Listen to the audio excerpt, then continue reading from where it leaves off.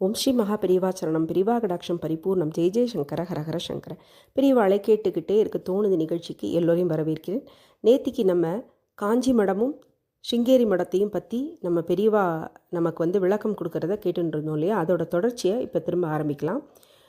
பெரியவாள் கணபதிகிட்ட கேட்குறார், உனக்கு கோபம் வருதா அப்படின்னு. அவரும் கோபம் வருதுன்னு சொல்லாமல் அமைதியாக இருக்கார். உடனே இவர் விளக்கம் கொடுக்க ஆரம்பிக்கிறார். என் ஆயுள் பரியந்தம் முடிகிற வரைக்கும் இந்த இரு மடங்களுக்கும் இடையில் இருக்கிற சண்டை தீரப்போகிறதே இல்லை. அதனால் இந்த விஷயத்தில் நீ மனசை உழப்பிண்டு ஒரு பிரயோஜனமும் கிடையாது. ஆனால் இப்போது உனக்கு கிருஷ்ணசுவாமியர்கிட்ட இருக்கிற கோபம் தீரணும்னு எனக்கு படுறது. அதை என்னால் தீர்க்க முடியும்னு தோன்றது. ஒரு காரியம் பண்ணுறியா? அவர் த செயின்ட் ஆஃப் ஸ்ருங்கேரி அப்படின்னு ஒரு புஸ்தகம் எழுதியிருக்கார். வேலையை அதை வாங்கி படி. என்ன படிக்கிறியா அப்படின்னு புன்னகை தவிர முகத்தோடு கேட்குறார். ஸ்ரீபெரியவா உத்தரவிட்டதால் ராகணபதி அந்த புத்தகத்தை படிக்கிற வாய்ப்பை பெறார். அப்புத்தகத்தை படிக்க படிக்க இவருக்கு முற்றிலும் வேறுபட்ட கருத்து எழருது. இப்பேற்பட்ட குரு பக்தியும் சாஸ்திர அபிமானமும் வித்வத்தும் அனுஷ்டானமும் உள்ள நூலாசிரியர் இப்படியே சர்ச்சைக்குரிய விஷயங்களில் ஈடுபடுறார் அப்படின்னு ஆசிரியர் மேலே ஒரு மதிப்பு கலந்த ஆதங்கமும் வருது.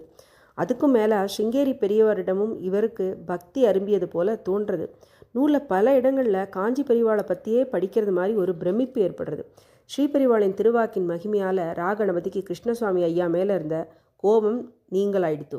அடுத்த தரிசனத்தின் போது ஸ்ரீபெரிவாள்கிட்ட போய் இவர் பெரியவாளை பற்றியே படிக்கிறாப்புல தோணித்து அப்படின்னு சொல்லிட்டார். அப்போது அந்த குழந்தை தெய்வம் சொல்கிறார், ஓஹோ அப்படியா தோணித்து? உங்ககிட்ட அந்த புத்தகத்தை படிக்க சொல்லிவிட்டு நான் பயந்துட்டே இருந்தேன். நீ அதை படிச்சுட்டு சதா சர்வகாலம் தியானமாக இருக்கிற அந்த பெரியவாளோட விசேஷம் என்ன? ஆனால் எப்போவுமே அண்டர் த சன் ஒரு விஷயமும் பாக்கி இல்லாமல் எல்லாத்தையும் உழக்கால அளந்துட்டு இருக்கிற என்ன மாதிரி பராக்கு சாமியாரும் சுவாமிகளான்னு உனக்கு நினப்பு வந்துடுமோன்னு பயந்தேன். நீ என்னடானா என்னை பற்றி படிக்கிறாப்புல இருக்குன்னு சொல்கிற. அப்படியா தோணித்து அப்படின்னு கேட்டு நிற்கிறார் நம்ம மகாஞானி. இப்பேற்பட்ட ஸ்ரீபெரிவாளோட எப்பேற்பட்ட தாழ்மை என்ன உணர்ந்த போது ராகணபதிக்கு கண்ணில் நீர் வந்தது.